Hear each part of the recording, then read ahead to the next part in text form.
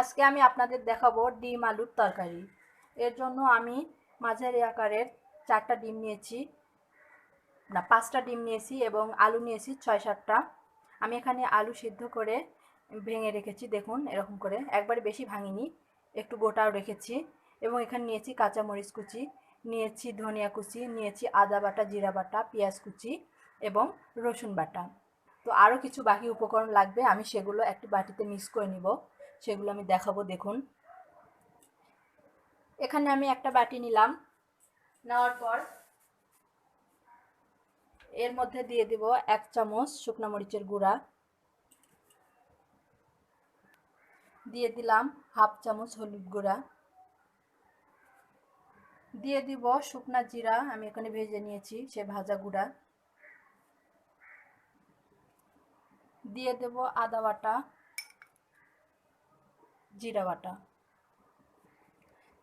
দিয়ে দিলাম রসুন বাটা। এর মধ্যে আমি দিয়ে দেব একটু জল। এখন এই সবগুলো আমি একটু মিক্স করে নিব।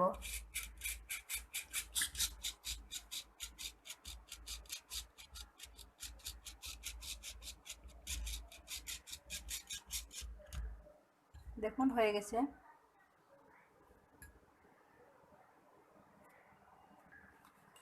আমার সবগুলো উপকরণ একসঙ্গে মিক্স করা হয়ে গেছে। এখন এভাবে আমি আধা ঘন্টা রেখে দেব এটা।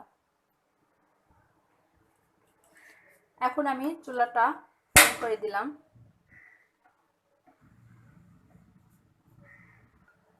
ফ্রাই প্যান গরম হয়ে গেছে, এখন এর মধ্যে আমি তেল দিয়ে দেব।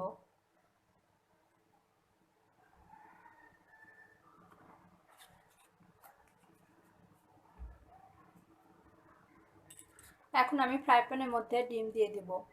দেখুন আমি ডিমগুলো হলুদ হলুদ লবণ দিয়ে অল্প একটু তেল দিয়ে মেখে নিয়েছি।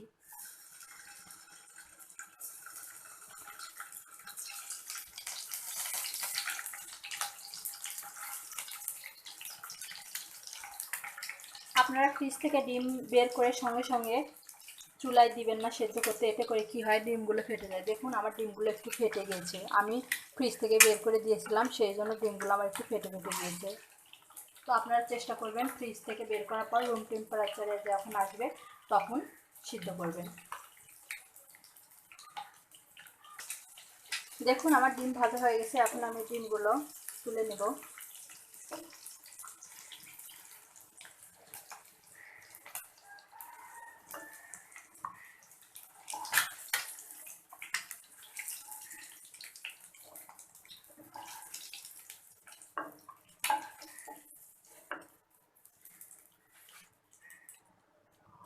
এখন কড়াই তেলের মধ্যে আমি কিছুটা গোটা জিরে দিব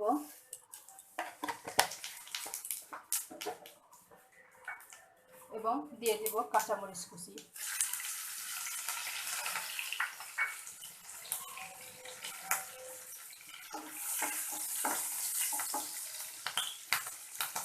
এর মধ্যে আমি দিয়ে দেব সেদ্ধ করা আলু,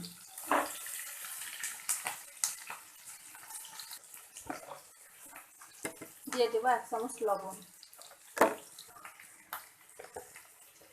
এবং হাফ চামচ হলুদ গুঁড়া। আমি এখানে আগে হলুদ গুঁড়া ব্যবহার করে রেখেছি এবং একটি বাটিতে রেখেছি মিক্স করে, সেই জন্য হলুদ গুঁড়া এখানে সামান্য একটু দিব।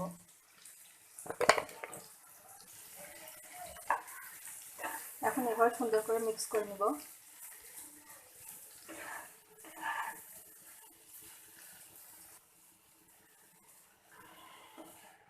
আমি কিন্তু আলু একদম ভেঙে দিইনি, এখানে কিছুটা আলু গোটা রেখেছি। দেখুন আপনারা এই যে এভাবে দিবেন, তাহলে একটা আলাদা টেস্ট লাগবে। তো আমি এভাবে হালকা আঁচে কিছুক্ষণ ভেজে নেব। আমার আলু ভাজা হয়ে গেছে, এখন আলুগুলো একটি বাটিতে তুলে নেব।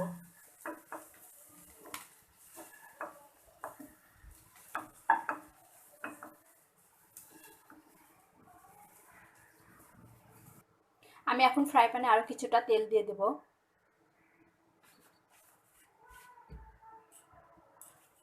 এবং দিয়ে দিব পেঁয়াজ কুচি।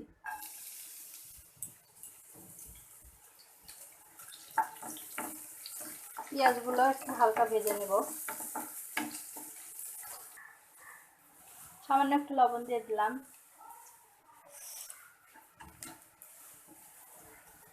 এখানে আমি লবণ দিয়েছি, সেই জন্য দেখুন ভাজা হয়ে গেছে তাড়াতাড়ি। এখন এর মধ্যে আমি মশলাগুলো দিয়ে দিব।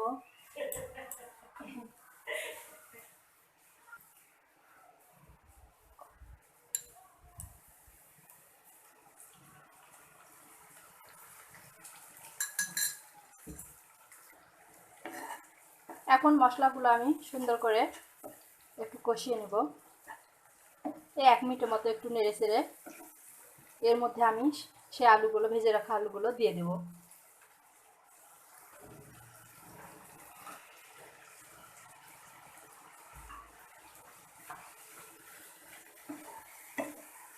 আলুগুলো দিয়ে দিলাম। দেওয়ার পর এখানে আর অল্প কিছুটা পানি দেব। আমি এই বাটিতে যে অবশিষ্ট মশলা লেগেছিল সে বাটিটা ধুয়ে এখানে আর কিছুটা জল দিয়ে দিলাম। এখন আমি এটি 2-3 মিনিটের জন্য ঢেকে দিব।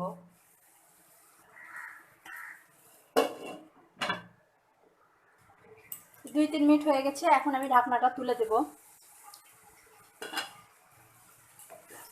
দেখুন জল শুকিয়ে গেছে। এখন আমি 1-2 মিনিট নেড়ে চেড়ে এর মধ্যে জল দিয়ে দেব। এর মধ্যে আমি দারচিনি এবং এলাচ দিয়ে দিলাম, আপনার চাইলে নাও দিতে পারেন। 2-3 মিনিট একটু হালকা নেড়ে নিয়েছি, এখন এর মধ্যে আমি জল দিয়ে দেব।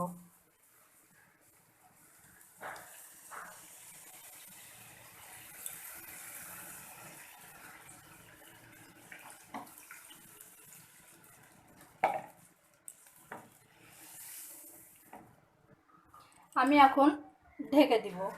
যতক্ষণ না বলক ওঠে ততক্ষণ আমি ঢেকে রাখবো। ঢাকনাটা তুললাম, দেখুন আমার বলক এসে গেছে। এখন এর মধ্যে আমি ডিমগুলো দিয়ে দিব।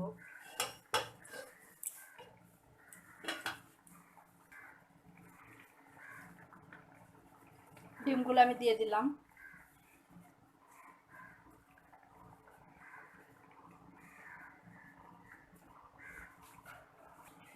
এখন এভাবে নেড়ে দিয়ে 5 মিনিট ঢেকে রেখে দিব। 5 মিনিটের মধ্যে আমার রান্না শেষ হয়ে যাবে। দেখুন 5 মিনিট হয়ে গেছে, ঢাকনাটা তুলে দিলাম। আমার রান্না শেষ। এখন আমি চুলাটা অফ করে দিলাম, একটু ঢেকে রেখে দিব। এখন ঢাকনাটা তুলে দিলাম। আমার তরকারিটা ঠান্ডা হয়ে এসেছে। এখন এর মধ্যে আমি ধনিয়া পাতা দিয়ে দিলাম।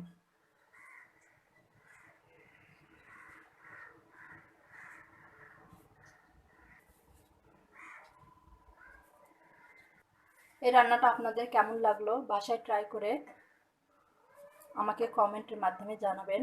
ভালো লাগলে কমেন্টের মাধ্যমে জানাবেন। তো দেখুন আমার রান্না শেষ। এখন আমি এটি একটি বাটিতে ঢেলে নেব।